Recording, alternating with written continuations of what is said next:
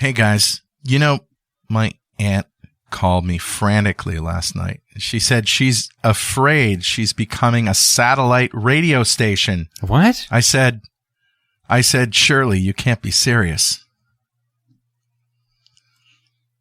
See, oh my God. See, her name's Shirley. Yeah. See. I was doing the All right, airplane Sirius, thing. Sirius. What do they say No? if you have to explain a joke? Yikes. Wah, wah.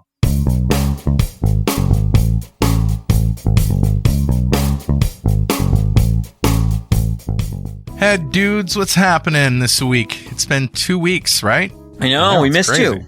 Yeah, and that's because I was in Copenhagen and we couldn't coordinate times. You guys are busy. Wait, is Busy, it Copenhagen or Copenhagen? Actually, they say Copenhagen. Oh, wow. Copenhagen. When they're sober? Yeah, Copenhagen. I can't even do it. Copenhagen. Copenhagen. All right, so I got an email from a fan. I got to read this.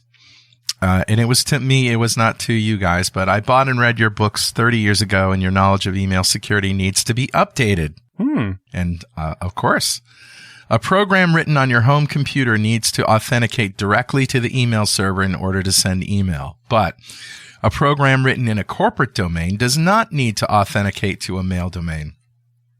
If it is a Windows Forms program, it will be run by a corporate user who logs into a corporate domain via a computer.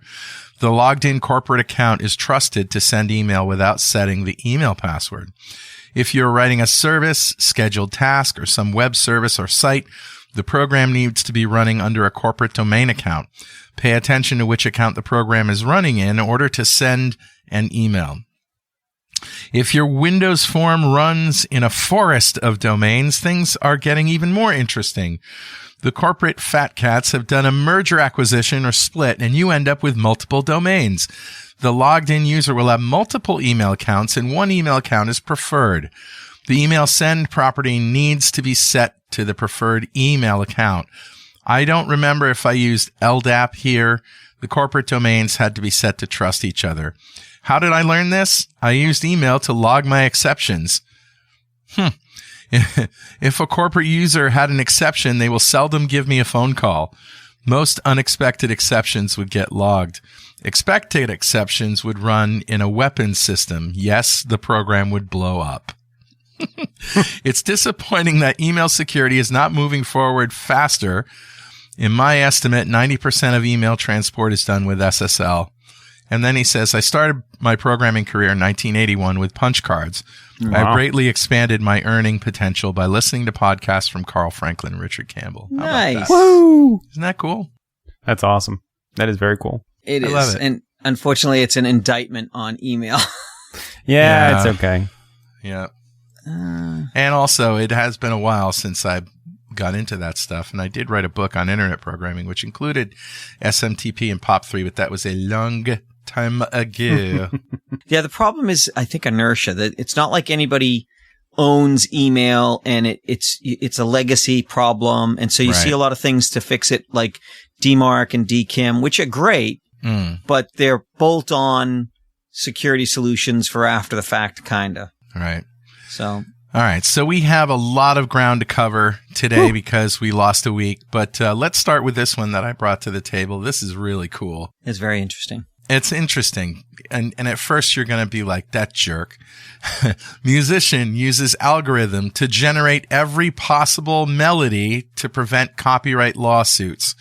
Catalog of 68 billion tunes contains, quote, every melody that's ever existed and can ever exist. That's awesome. So this guy is a musician and a lawyer, and he's used this algorithm to create every possible melody in an attempt to end music copyright lawsuit claims. Now, this won't protect anybody from, an Ella Fitzgerald song or a Tom Petty song or that already exists because of prior art. Right. But you and I talked about this. If someone went through all the classical music and all the open source music Right. that's passed out of the public domain and catalog which ones of these match up, then that could put a big dent. But his goal isn't to sue people, it's to Right. keep people from being able to be sued. Right. And apparently, and there's a link to his TED Talk in this article. Apparently, he says it's already been used in a court to set precedent and has prevented people from collecting in lawsuits. Nice. You think of Barry Manilow. I know you don't want to think of Barry Manilow. I hardly ever think of Barry Manilow, but he wrote this song. First of all, he sang this song called I Write the Songs, and he didn't write that song. No? No. But there was one that he wrote called Could It Be the Magic? And the melody, the chords and the melody is Chopin. Oh. Yeah, and you can get away with that because Chopin's not around to enforce his, and it's also expired. So Yeah. I think if you looked at classical music, I wonder how many of the 68 billion are out there. But this is somebody hacking. This is an example of hack. Right. He's hacking the space, the namespace of music to change the way the laws are perceived. Right. You know, Yeah. but think about if this copyright gets into the wrong hands, and now he's. Oh my God. Barry Manilow, for example. Right? Barry Manilow goes rogue. No. So I think what he should do is he should put it in an open source trust that says that, you know, everyone's protected. And what he should also do is he should say that he will use his copyright to protect anybody as long as they put all of their rights into that trust as well. So let's say I wrote 12 songs and I have copyright on those songs and someone sues me for the plagiarism, then I can use this as a defense only if I put my 12 songs into the trust so that I don't sue anybody. And you got to understand, neither Patrick nor I have actually seen the TED Talk. We just read the article, so it may in fact be in a trust. I don't know. Yeah, I'm going just to saying go. that's how I would do it. I'm going to go watch the TED Talk and see if I can glean Report some more. back. Yeah, it is interesting. All right, let's talk about benevolent hackers. Benevolent hackers are making this world safe for us. Thank you, Dwayne. Yeah. We try. I mean, I can't confirm or deny that we would do something like this. Something No, this like is what, actually Dwayne? really cool. Let's This is deny really it. cool. Let's just Right. deny it. Let's deny it. We deny deny we it. would do anything like this. That's right. but we would. Benevolent hackers clear stalking spyware from 75,000 phones. So this is interesting. Unnamed hackers claim they've accessed spyware from Web Detective and deleted device information to protect victims from surveillance. So this Web Detective company puts out what they call monitoring software. And usually what these firms hide behind is they say, oh, well, you have young kids who are using phones and you want to see what they're doing or what they're, who they're talking to, etc. So they hide behind oh, you're a parent and you have access to the phone and it's your phone and you want to monitor it. Great. Yeah. Or you're a company and you own the phones and you want to monitor it. Great. And that's how they sell legally. Right. But really what happens is then they go, oh, well, if you want to pay with Bitcoin so you can install it on one random phone, by all means do that. And what they're doing is facilitating people spying on other people, where I could send you a link and you click on it and it installs this Right. malware. Right.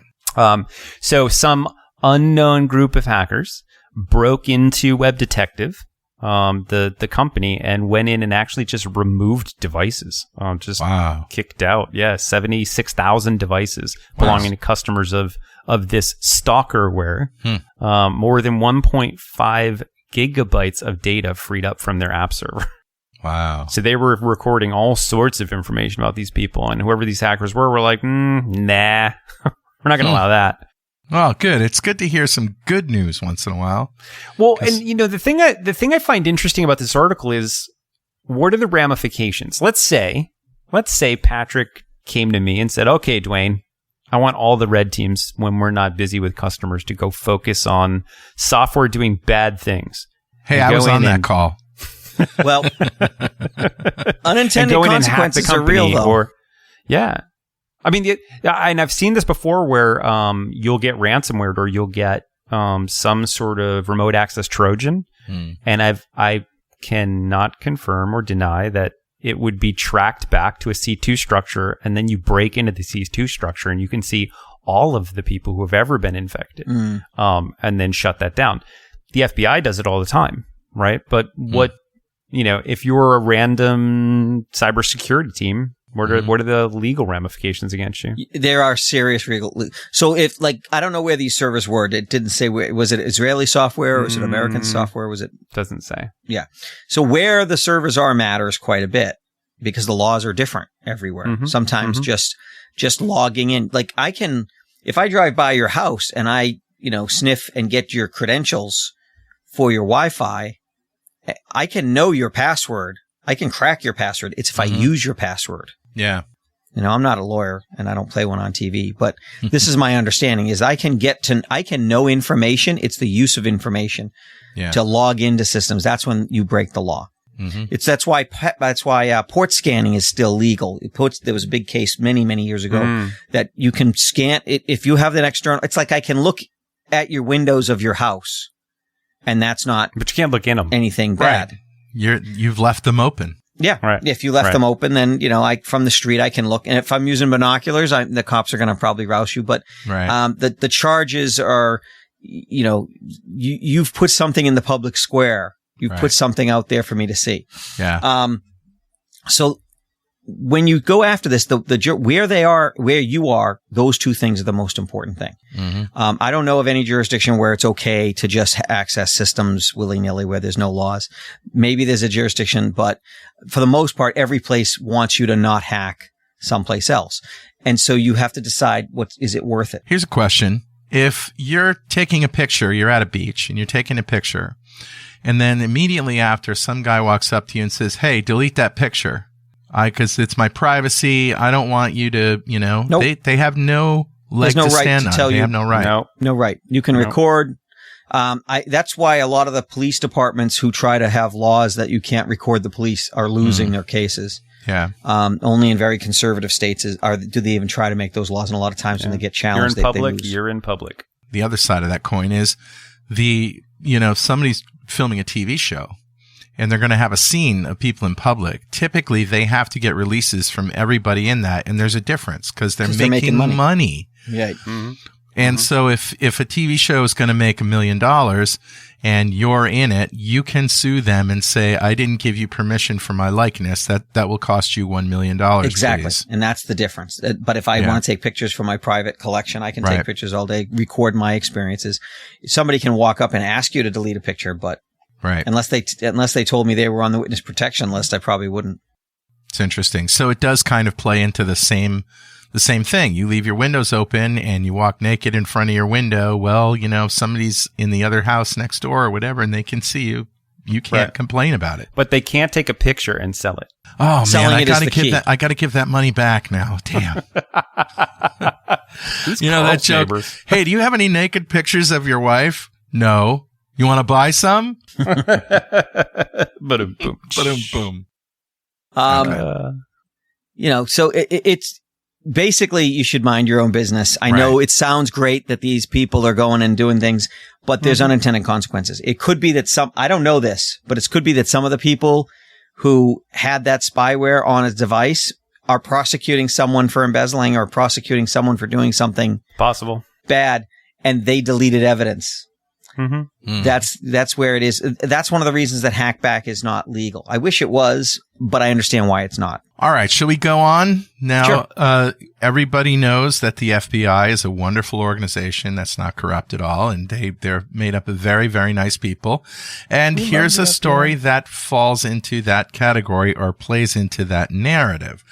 FBI announces it has dismantled a global network of hacked computers that was used in a major fraud scheme. And this is what Dwayne was just referencing, that they do this stuff. Right. And I think there's a lot of interesting things that the FBI does before they, go hands on keys and start either destroying servers or logging in and whatnot. The first thing they start with is legal. Yeah. Like they have a cadre of lawyers where they will go, can we do this? What are the legal ramifications from, if it's in another country? What are the military ramifications? What is the collateral damage? I mean, they do like calculus on what the collateral damage and risk may be before they go, you know what? Yes, let's engage. Let's do this. So honestly, for the willy-nilly hacker who wants to go out and do great, that's wonderful. Go work for the FBI, because honestly, if you're going to do it on your own, you don't put that much thought into what are the legal ramifications, what other things do I need to worry about, what's the collateral damage, etc. And the FBI does. But no, this is a great story, actually. So this is a great story. It involves cryptocurrency and a Russian hacking or Russian-speaking ransomware group called, or the tool is QAKBot. That these ransomware gangs, with a Q, QAK bot. These gangs used to cause significant harm to healthcare providers and government agencies around the world. Law enforcement agencies in France, Germany, the Netherlands, and the UK helped with the takedown. Yeah. Woo! Well done. Well done, FBI. Bot. It takes a long time to get permission to take down this kind of thing, and unfortunately, it's like a hydra. There's 5 more popping up in the time that it takes to knock them down. No, but it's good to see that, it's sometimes it can be just downright depressing when you look at the news in cyber, where it's like small to medium businesses are getting hacked all the time. And, governments are getting hacked all the time. So it's good to see the government go, you know what, we are fighting back as much as we possibly can in different areas and that sort of thing. I think it's great. Yeah. And I should point out that our first 3 stories were all good news. Mm-hmm. Right? That's a record. What's going on? I know. What's going on here today? Dwayne had no hand in our editing. I've been busy. That's why. Yeah. Yeah. These are all non-Dwayne stories. All right. You now wait till the last story. Second to last story. That's hard. Okay. So let's talk about the United States. The Spy Satellite Agency is being very transparent about its technology and its missions. And I can only think that, and you can tell us about this, one of you guys, but I only think that it's because they want to send a clear warning to adversaries that, hey, we have spy satellites and we can see you and we know what you're doing. I think so. I mean, honestly, we always assume that the U.S. has these, super capable spy satellites that can, read the text off a newspaper from space at 23 miles up. But it is interesting that they come out and go, yeah, by the way, there's all sorts of things we can do. So be careful. We're pretty bad. We're pretty good. We're pretty bad. Or are we good? Bad? We're good or we're bad? Pretty I'm pretty good at being bad. Wait, bad in the good sense. Patrick. Well said, Patrick. We're in a point now where our adversaries they assume that they know everything about us because they think they can hack everything. Mm-hmm. But there's a lot that they don't know. I firmly believe that the authoritarian countries like Russia and China pretty much crow about every invention and every advance they have.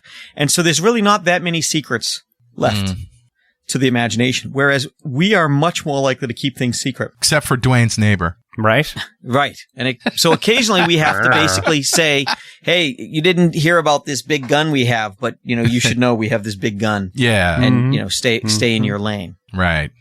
So what happened here? Silent Barker, what is this? It's a technology program, a satellite program. And the NRO is the National Reconnaissance Organization, I think is what it stands for. Office, yeah. They've worked very closely. And when I say very closely, like they're synonymous in my mind with the CIA. Yeah. And they provide the satellite. I don't know what the relationship between them and Space Force. I think Space Force protects their assets. I know it's weird to say Space Force. Space Force. Well, mostly because of that movie of the same name. I want to be a space ranger at Space Force doing cyberspace. Space cadet. You want to be a space cadet? I want to be a space cadet. So it's a song by Lou Reed. We have different programs. NRO is all about reconnaissance and intelligence. And I think that this is just another one of those programs that we run. And in this case, we're being, the people who are normally not vocal about it are being much more vocal than normal. Yeah. That's the point of the story. So this is an Atlas V rocket that is going to have some number of satellites. Yeah. Some undisclosed number. Right. They won't say how many mounted on top of this, Atlas V rocket. And it was supposed to go off, last week, I think. And then, they basically said because of the hurricane that it's, the launch is sometime after Labor Day weekend. They said it would be Labor Day weekend, but it's already come and gone. So who knows? But it's going to be soon. Yeah. Yeah. Check it out. I think the news story is that it's usually the military doesn't comment on this. The government doesn't comment on this, and they did. And they did. And that's the weird part. It's not weird that we have satellites. It's not weird that they're launching them. It's weird that they're talking about them. Now, small satellites are getting really small nowadays. I think at Black Hat, they had to hack the satellite. Mm-hmm. Whoa. Village. And they hacked the US satellite. First official satellite CTF where it's like really a real satellite. CTF's capture the flag. Happened recently at Black Hat. But is the satellite there just for the purpose of being hacked, or does it also have a real mission? Nope. So somebody put up a satellite designed to be hacked. Yep. To be hacked, so that you can go through and it goes through like normal processes and telemetry and all that other good stuff that a normal satellite would, but it's designed up there for teams to then try and break into and see what they can do and that sort of stuff. All right. So for all of our Russian listening people and Chinese and all those nation states that want to hack our satellites, go check out this link. There is one. There you go. Criminal career advice. Yes, kids, if you want to drop satellites on your enemies, learn how to hack satellites. Satellite CTF. That's right. Oh, no, it's coming down right on your house, Dwayne. Okay. Patrick.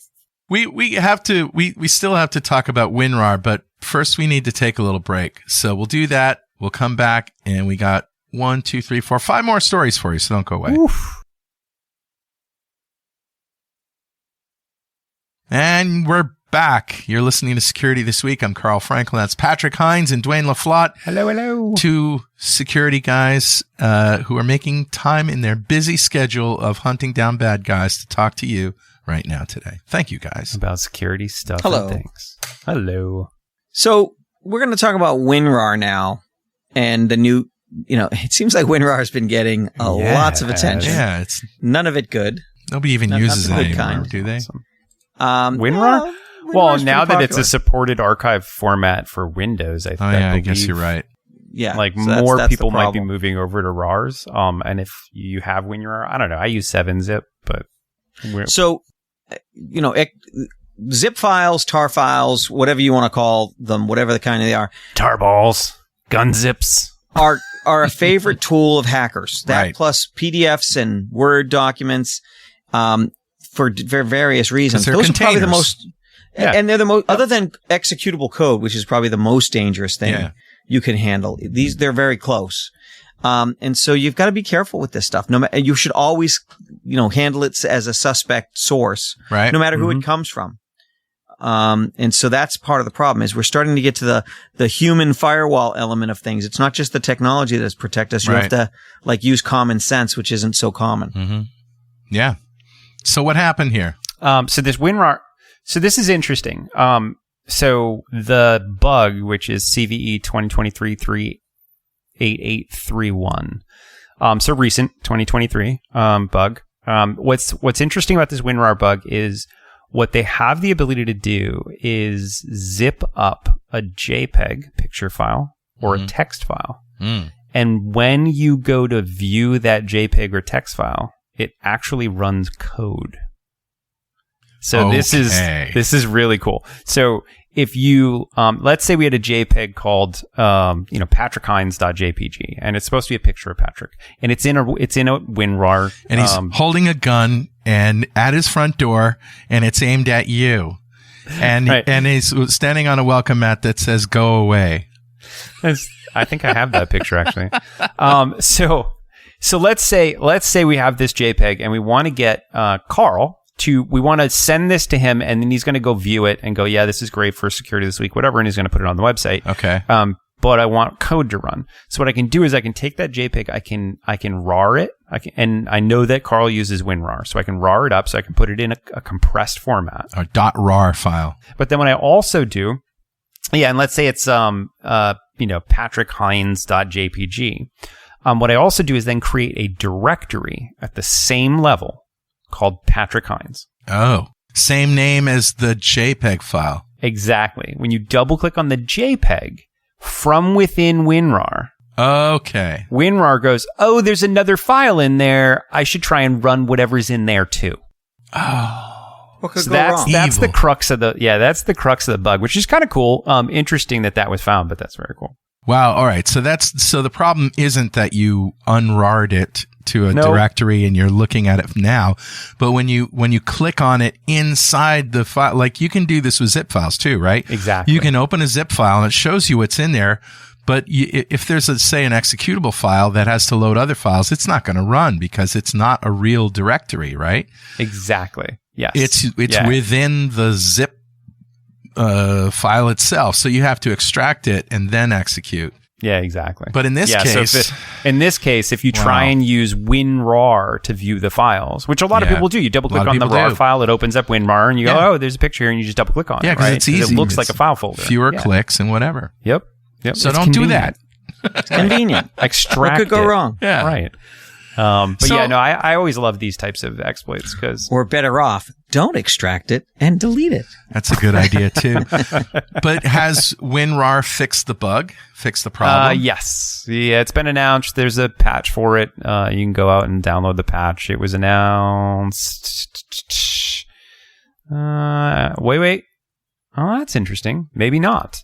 I'm looking at it now. It was added August 24th, and it's supposed to be fixed next week. Now, when you say fixed, are they disallowing people from double clicking on JPEG files, No. or did they just fix this particular bug? Yeah, no. They fixed this particular bug. And this is anybody using WinRAR before 6.2.3 or 6.23. So 6.23. If you're using something before that, you want to go update as soon as the update's available. Okay. Now, is that something that's going to get caught in when you do your Windows update? That's not going to be caught there. No, it won't. That's a good point. Because it is a third-party piece of software, you literally have to go and try and update it yourself. Okay, but you said RAR is built into Windows 11 now. So if I double click on a RAR file, what do I get? What do I see? You'll get Windows opening the RAR as opposed to WinRAR. So it's only if somebody prior to Windows 11 started using, WinRAR, 7-zip, all these third-party tools to open up compressed files other than zips. Okay. Like I have 7-zip, so I can open up RARs and I can open up tarballs and gun zips and .zip files. There's all I sorts have of no compression idea what the formats. hell you're talking about, but okay. Those are all compression. He's just making up formats. words. He's making I am. Garfunkels and doohickeys.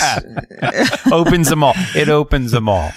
My doozy boozy files. Dr. Seuss My wrote the leashes script. and my Medcos. Yeah. So, All right. So the moral of the story is, first of all, don't open RAR files and execute them within. Don't ever do that, even though it's Yes, convenient. from within WinRAR. Yep. And, maybe don't use Well- WinRAR. we should talk about this every once in a while, once a month, once a quarter, probably not less often than that. You should do an inventory of everything that's installed in your computer and either update it or uninstall it. Right. Oh. Because sometimes you install something just for the moment and you just forget about it and it becomes a vulnerability point. Oh, I have a great tool to share with you guys. My friend Simon Kropp, who's one of our AppVNext gurus, he wrote this tool, a .NET tool that removes bloat in Windows 11. It's called WinDebloat. Oh. So That's you need neat. the .NET CLI, at least version 7, and WinGet, and you can just install it as a .NET tool at the command line. Does it just remove like .NET applications or No. 3D viewer, advertiser ID, calculator, camera, chat, clock, Clipchamp, Cortana, customize this folder, developer mode, Edge Bing sidebar, Edge desktop search bar, Edge recommendations, Explorer, classic menu, feedback hub, file extensions, games, get help, give access to, health check, HP vendorware, blah. Telemetry tips to do, voice recorder, weather, like all the crap that's in Windows, including Skype. But here's the thing. You can exclude things. Like if you want to exclude Skype, you say WinDebloat -- exclude Skype. Yeah, that makes sense. Yeah. Wow. That's cool, actually. But it gets rid of all the crapware. Isn't that cool? That's Yeah. very cool. Yeah, you're going to put links up for this show, right? The link is on the website. WinDebloat. Simon Kropp. Rock Thank you, on, Simon. sir. He's an Australian guy. All right, there. so shall we move on to Maldoc? Maldoc's cool. What is Maldoc? All right. So everybody knows that in a Word doc, and here we're going to introduce the term polyglot. But we're going to talk about what's a polyglot. So everybody knows that in Word documents you can run macros, right? Yeah. And all sorts of code. And there's a reason why when you download a Word document, we tell you to be careful and blah, blah, blah. Right. PDFs, on the other hand, not an issue, right? PDFs don't run code. Usually you get a PDF on the internet, it's pretty safe for you to open. Yeah. Because PDFs aren't going to do anything malicious. Right.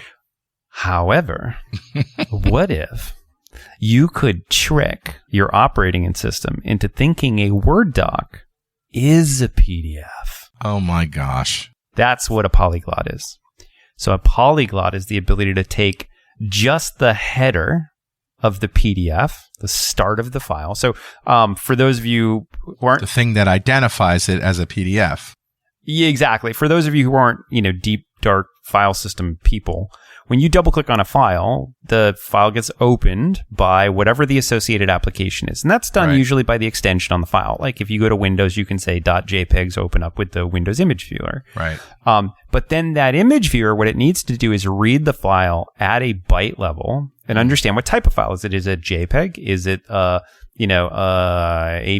Is it an MPEG? Is it like what type of file is it? I'll give you an example. Every WAV file, which is audio, right, has a header that's 44 bytes long, and it starts with the letters AIFF, for the encoding or whatever, and then there's a spec, and you can go read it. Like the first 4 bytes is this identifier, the next 20 bytes is this, and the sample level and all that stuff. So there's a format, a template for the first 44 bytes. And so when you go and load that into a program like Audacity or Adobe Audition, or even pull it up with Windows Media Player or whatever, that's how it knows how to set up the audio system, and what's the sample rate and the sample depth, the bit depth, and all of that stuff. Yeah, whether it's stereo or mono. Yeah. So let's say we were able to take that header and a little bit more than just usually it's the first either 4 bytes all the way up to 48 bytes or whatever it is on the header. But what if I was to be able to take a bit of the header for a PDF and then tack on a Word document? Right. Well, what happens is Word can open PDFs. So when it opens it, it goes, oh, wait, no, this is a Word document. It's not a PDF, because it reads the rest of the file and it will run it. Oh, man. So very interesting way to bypass most filters, most antivirus programs, because the problem is the antivirus programs will typically do a quick brush on a file and go, oh, this is a PDF, I don't need to worry about it. Right. It's not a Word doc. Right. So polyglots are one of the things you really need to watch out for, where it looks like it might be a PDF, but it's really not. It's a Word doc. It's interesting. Be careful what you download. Be careful what you click on. It's a doc. Like for me, X I don't know. in PDF's clothing. Yeah, exactly. I mean, have you guys ever lost a manual to something and you go, gosh, I want to find, I need the manual to name it, like this mixer, my whatever, my lawnmower, whatever. And when I go to the search, the first thing that always comes up is manuals.com. Yeah, it's some random.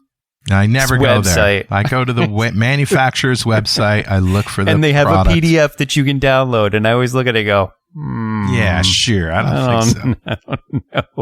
Yeah, always go to the manufacturer. Always download your trusted PDFs from people you know. Hey, it goes back to what Patrick was saying. American Express called him or sent him a text and said, hey, call this number or click on this link because you missed a payment or something. And instead, he goes to AmericanExpress.com, logs in, and if there's a problem, it'll tell him. Trust but verify, right? Right. So I'm going to bring up a small story. I'm super proud of my wife this week, and I'll explain why. So she opposed to last week. I know, right? No, usually I'm always like, oh, we need better passwords on this or whatever it is. And but this week, one of her friends' Facebook accounts got breached. Oh. And the friend set up a new Facebook account and had texted her and said, hey, can you friend my new account? Oh. And my wife, instead of going, oh, I know your account was breached, that's fine, I'll, My wife goes, wait, which, her first question, she said, I got a couple questions for you first. And this friend was like, oh, okay, cool. No, she was like, my middle child is in class with what child of yours?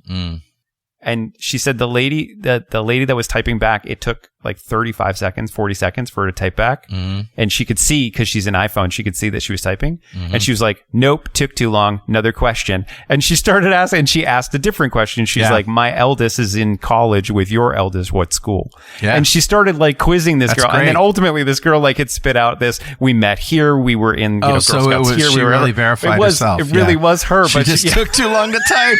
I was like, oh my God. Yeah. But my wife, I was like, yeah, that's impressive. She was like, nope. She didn't answer fast enough. I was like, nope. Next question. I was like, wow.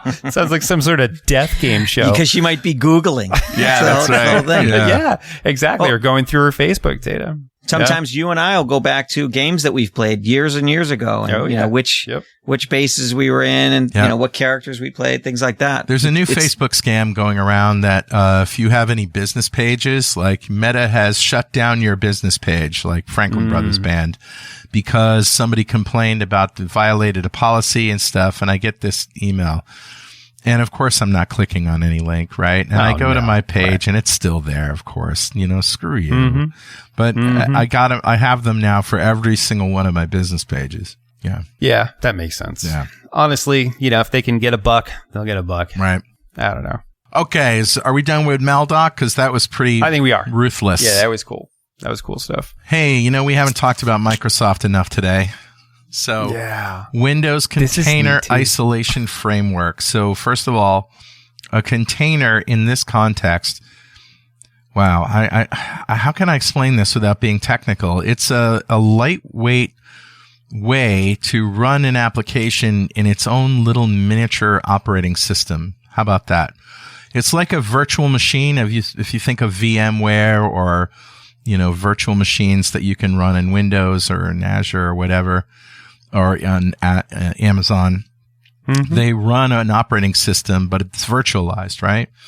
Well, they're very heavy in terms of memory footprint and the time it takes for them to boot up. So somebody came up with this idea, and Docker was the first one, to create these containers that use the operating system that it's running on for what operating systems do, which is run code and CPU and all that, but completely protect the code that's running in an app from all other things in the operating system. So we would have a process. A process is a sort of a lightweight container, if you will, but a container is even more lightweight than a process. So a process you can start up and you can run an application in its own process, but a container contains everything that application needs and nothing more to run. So that's what it is. I know I'm losing people here, but a container is a way that you can run like this virtual set of applications that are completely isolated from everything else in the operating system, and they boot up as quickly as you can run Notepad. But what's neat about it is it also reaches back to the operating system. So let's say Carl wrote a website, and he wanted to run it in some sort of isolated mode, right? He would run this in isolation, in a Windows container, and that container would run it and have all his special code in it. Right. But when it says, I need access to lock port 80 or 443 so that I can show the website, well, that's not code that, like the Windows sockets code is not code that you need in the container. Right. It just reaches back out to Windows. It goes, hey, Windows, you know, I need the socket DLL. Can you just load it up for me? And that way, you don't have to have all the Windows bloat inside of that container. Right. And what's neat about that is it works on any version of Windows. So there's this DLL that will translate the local operating system where all the files are and what Carl's container is asking for. Carl's asking for the Windows sockets DLL. Well, I'm on Windows 11 or Windows 10 or Windows 95 or whatever it is. And I'm saying, where is this DLL? I don't need to know. I just need to ask for that DLL. And there's this WCIFS.sys driver, mini filter driver that handles that proxy of that request that says, oh, okay, I know where that is. Let me give you that. Okay. Yeah. So that's containers. So mini filter drivers are file system drivers that do things.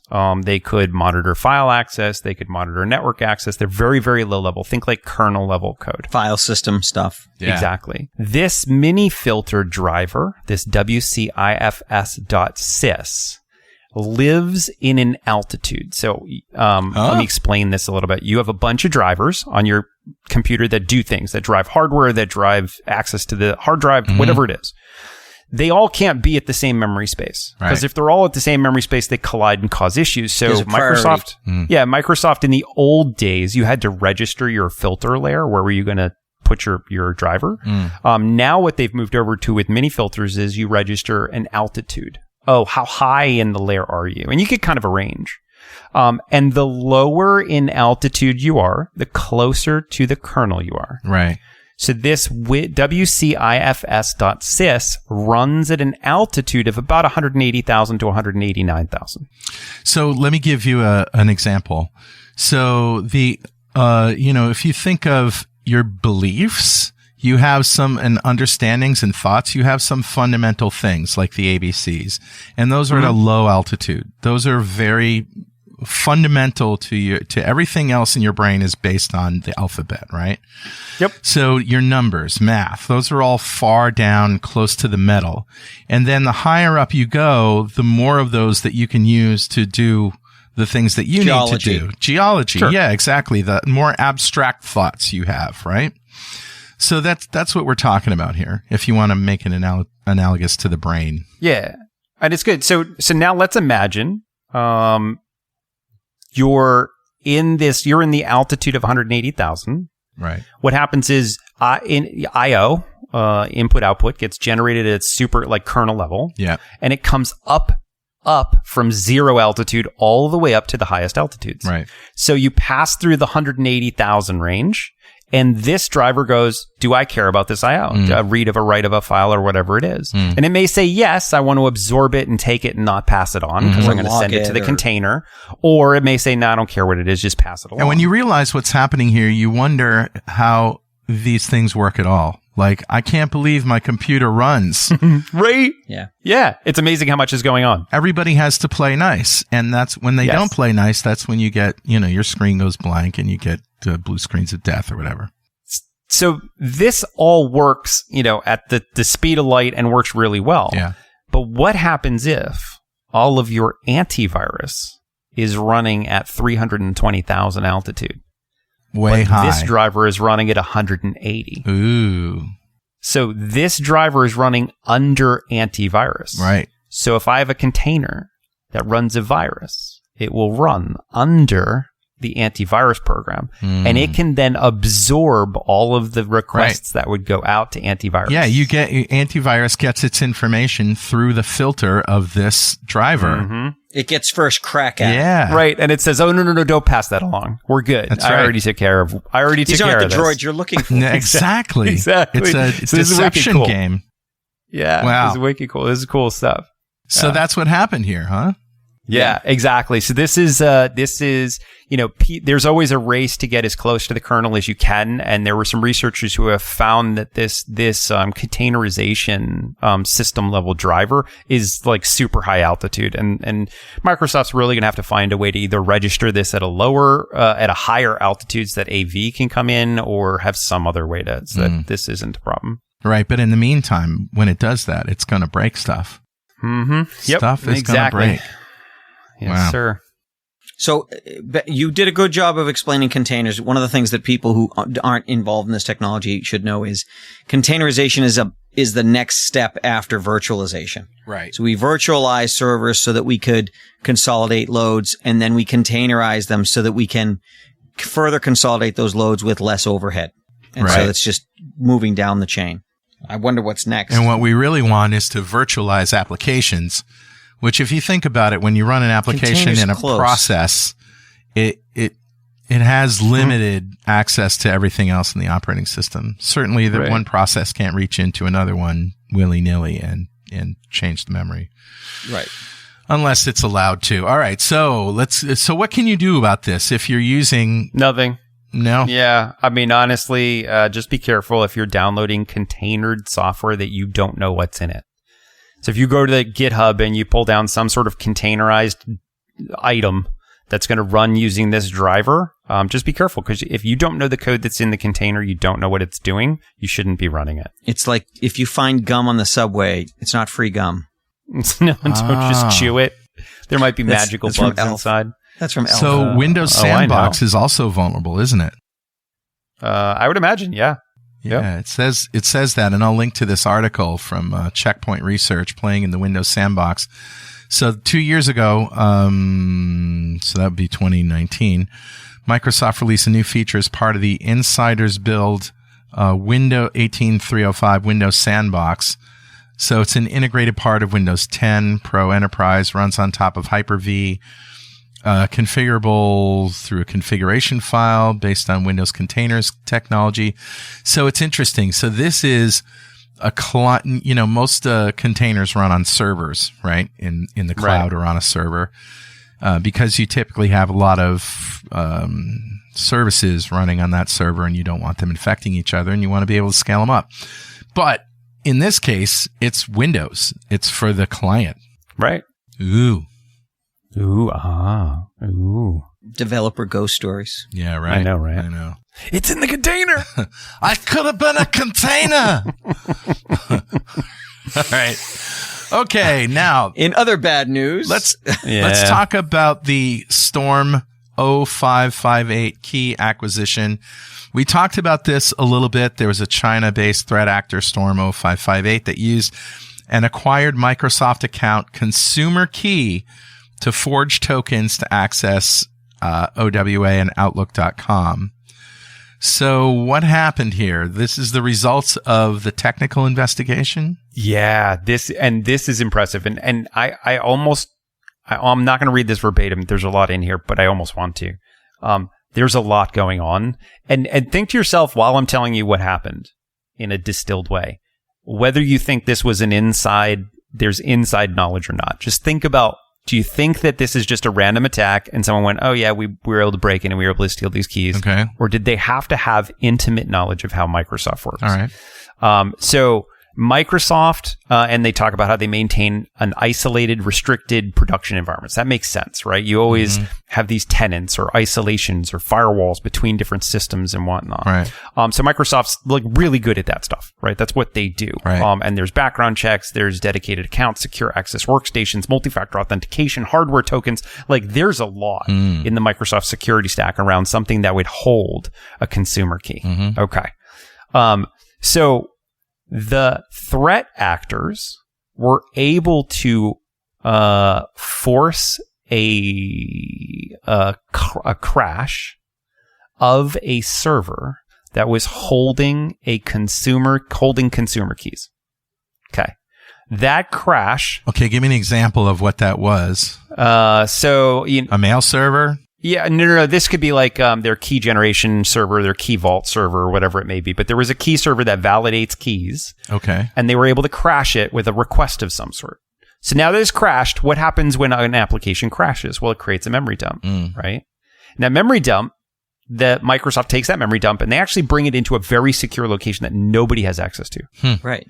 And they look through the dump first to see if there's any sensitive data in it. Are there any keys? Are there any passwords? Are there anything? If there's not, then that dump gets put out into an internal only intranet debug location. Okay, so wait a second. Now, when you say the server, is this like a cloud server? Is this an on-premises? Yeah, this is like a cloud server that's doing key management. But some customer's server, right? Not Microsoft. This is Microsoft's. Oh, so this is like Outlook.com you're talking about. Yes. Holy crap. So they crashed this verification key server. Yeah. The key server crashes, creates a memory dump. Yeah, I get it. The memory dump is 100% isolated. Nobody gets access to it. Right. The memory dump gets scanned to see if there's anything sensitive in it, which isn't a normal thing for memory dumps, right? Not a normal thing to look through a memory dump for sensitive data before you put it in another secure location. They determine that there's nothing special in there. They take it and then they put it into another secure location that only debugging engineers at Microsoft have access to. Okay. Then the threat actor compromised a Microsoft engineer's account and was able to then get access to this memory dump, grab it and pull it out. And lo and behold, the keys for the consumer keys are in there. They weren't picked up as sensitive. They missed it when they scanned it the first time. Yes. So you think to yourself, how many things needed to go right for you to guess this? Like, we've done black box testing before. You don't black box this. You don't say, I know nothing about the system. Let me just see if I can create a random memory. This is a Rube Goldberg machine. Exactly. This is really impressive level of insider knowledge to understand how you would exfiltrate this data. This is impressive. Wow. Well, so we know they had an account from an internal employee, and who knows whether they had key logging and, remote access to that, right. and were able to, scout it for a long time. Sure. If they happen, to fish, a random, admin, and then they said, okay, what's this person do? Oh, this person looks at the dumps. What does that give us? What could that give us? We've been in situations where we've hacked something and we're like, why is that there? Right. That shouldn't be there. And this is a case where the scan they do should have caught those keys, but it didn't. Right. But get this. It wasn't supposed to dump the key anyways. The only reason it dumped was because of a race case condition that was induced on the crash. Okay, so it's a this is like the perfect crime. Like they knew they had to set up the guy who read the dumps, and they knew that they social engineered that somehow, ransomware, phishing, or whatever, and then they said, now we have to create a dump that has the keys in it so we can go in and look at it. That is genius. Yeah, and if you look at this, just this small part, the crash dump, which redact sensitive information by default, should not have included any signing keys. However, in this case, a race condition, which is where two processes compete with each other and two threads. Sometimes this works, and exactly. Yeah. A race condition allowed the key to be present in the crash dump, and then they put in parentheses, this issue's been race fixed. Conditions. And the race conditions can only occur 1 in a million times. Like blue moon stuff. And then it says the key material present in the crash dump, which was not detected by our systems, which is also had been fixed, it was found inside the crash dump, believed at this point not to contain anything sensitive. We put it on our own isolated production network on our debugging environment internally, not on the internet, but it does have some collaboration with other engineers. Like the odds of this working is like, it's impressive to read through this and go, wow, somebody must have known how all this works. We didn't find out about this until the keys were used. So do they know how long they were on the network? How long they were, because they had to be able to egress stuff, which means they've been on the network, and they burned it. So they must have, maybe this is the only thing they ever got. Yeah. Oh, absolutely. My guess would be yes. They had a very targeted use of this signing key, and that was it. And they got burnt. Microsoft's really good about picking these things up, but this path is very impressive. What people have to know, it is, but it's also very likely that there was a lot of luck. Well, not even luck. There was also a lot of inside knowledge. There were people who used to work at Microsoft, or at least know this system, or who were engineers who consulted on this system, or like, okay, here's how I would do it. Like, if I were to design a bank vault in the cybersecurity system of a bank, then somebody came to me and said, okay, how would you break it? I'd be like, okay, cool. I would induce this case. I would do this. I would shut this system off. I know I'd overheat that system, right? Yeah. Like, to that level of knowledge. But when we do it, when we go after a customer, even when we have inside information because they want it to be realistic and we can't take 15 months to do this stuff, we find ways in that we didn't expect. We find things like, this shouldn't be here. Why is this here? But I'm glad it's here. Yep. So there's a chance, I think you're right, it's probably a small chance that this was all like, they were in the right place at the right time and the thing happened and they're like, yeah, let's use this. Or they're mad, evil geniuses and doing stuff. But wow, I don't know. I know which one I'd rather it be. I know. I'm impressed. Amazing. Okay. And that brings us to our clickbait story. the UK is poised to force a bad law on the internet. WhatsApp and Signal have threatened to shut down services in Britain if the online safety bill, which they're going to pass, includes restrictions that undermine encryption. The government is pushing it through anyway. So this is a big mistake. Big mistake. Not for the vendors, for the UK. So I'm going to tell a weird story. It should be quick. But you guys are all old enough to remember when IBM didn't have IBM compatible computers? Yeah, I remember. Because IBM created the computer, as we know, at the x86 architecture, and they were upset when it was so successful and they hadn't kept it proprietary. They had kind of opened it up, so there were plenty of people making computers in that architecture, and they couldn't stop them. So they went and created the PS2, which nobody really adopted. It was a failure.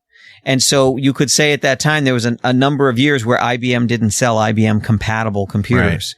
Right. Yeah. This is going to be the same thing, I predict. I think England's going to think they're too big to be abandoned, but this is too big of an issue for them to take a stand on. They're going to have to back down, or I won't use an app that's got that works with this. No, and to back up a little bit, what this bill is proposing. So there were backdoors, yes. The core of this bill, which was in essence, there were two academics, Lauren Woods and William Perrin, who sat down, and I believe they're lawyers, and sat down and said, wouldn't it be great? Wouldn't it be great if the companies that put technology, social media like Twitter and like Signal and like whatever, wouldn't it be great if they policed the content so that there wasn't any child abuse images, right. There wasn't any cyberbullying, there wasn't misinformation? Wouldn't it be great? It's their platform. Aren't they responsible to make sure that that platform's not being used to harm other individuals?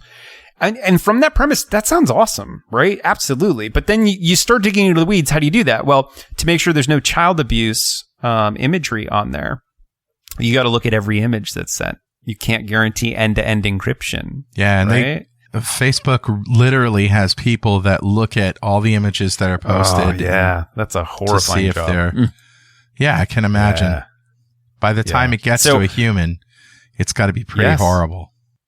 Yeah, so like I said, from where this came from, I get it. I think it sounds like an admirable thing, but then when you dig into the weeds of how you do this, the implementation, it's online. Yeah, it's Big Brother. We got to look at every word you type. We got to look at everything you say. It all has to be fact checked. We have to look at every picture you ever take and send, and that's where you're going to fall Here's down. The thing. WhatsApp and Signal are end-to-end communication tools. They're for me to talk to my brother or my friend or my wife or my husband or whatever while we're overseas. Nobody should be listening to that conversation. Nobody, not Facebook, not Twitter, not WhatsApp, not Signal, nobody. Right? Right. So I can understand where they're coming from here. It's like the users of our software have a right to have end-to-end encryption without anybody being able to decrypt it. And so what is this bill? This Online Safety Act? Is that what it is? Yeah. The Online Safety Bill. Are they saying that they need to have backdoors into these very encryption algorithms? The original bill just started talking about the vendors policing their content to make sure people weren't hurt online. The bill, however, has gone through many different administrations and everybody keeps tacking things on. And I think that's what you're starting to see is like the administration's going, oh, well, who best to determine if our citizens are getting hurt than us? So we should have access to see these things, right? Yeah. So I think that's where you start running into this going amok. I think the problem is that we're not thinking about the technology correctly. We think that for some reason, these platforms are different than cellular telephone networks. Right. So if you had a bill where they said, oh, we're going to listen to every phone call. Yeah. J. Hoover did that. And read every text message. NSA did that. Then everybody would be horrified. But for some reason, they make this discernation that this is different. Well, why doesn't the telephone company as a utility have the same problem? Well, we need wiretaps. Because I think that's it, though. You said the telephone company is a utility. Right. Okay, so if these things are a utility, Is this a utility? It's an app created by some but guy. does somewhere. utility prevent them? It doesn't prevent them from being regulated. The fact that they're an app, they're still regulated. I don't know. Does it? It doesn't. I mean, in some way, yes. I just think that we should look to the working model, which is the phone Sure. networks. The government does not have, Britain is included. They can't listen to my phone conversations without a tap, without a, now what these guys are probably, well, maybe that's the crux of it now that I think about it, because in order to do that, they're saying, we can't do that. We're not going to enable ourselves to do that. Whereas the phone company has enabled themselves to do that. Right. Right. Like Signal is end-to-end encryption. If I send the two of you a Signal message, our message is encrypted from me to you two, and only you two can decrypt it. So Signal can't see it. And Signal can't see it, right? But WhatsApp is different. Facebook owns WhatsApp, and it is end-to-end encrypted, but they can see it if they want to. Oh, yeah. But they have the master keys. Yeah, they have the master keys. They can look at everything that you type.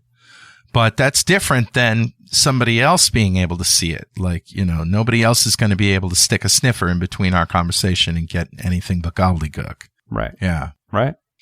So I'm all for end-to-end encryption when it's between, two places. But if you're publishing stuff to a Facebook or a Twitter or whatever, I mean, they have the right to refuse content if it violates their policies. Absolutely. Yeah, but they have to be able to look at They it. have to be able to look at it, of course. But you know what? Everybody can look at it when you post it. So in a public forum, it's different. That's true. Yeah, exactly. If you're going to post something to a group of people, yeah. Yep. Yeah. Yeah. Okay. I think that's enough. Have you had enough? I've had enough and I can't take it anymore. It's been an hour, almost an hour. It's been over an hour, yeah. Long show. Yeah. All right, guys. Well, We're making up for we it. had to make up for last week. And we'll see you next week on Security This Week. Bye-bye. Later.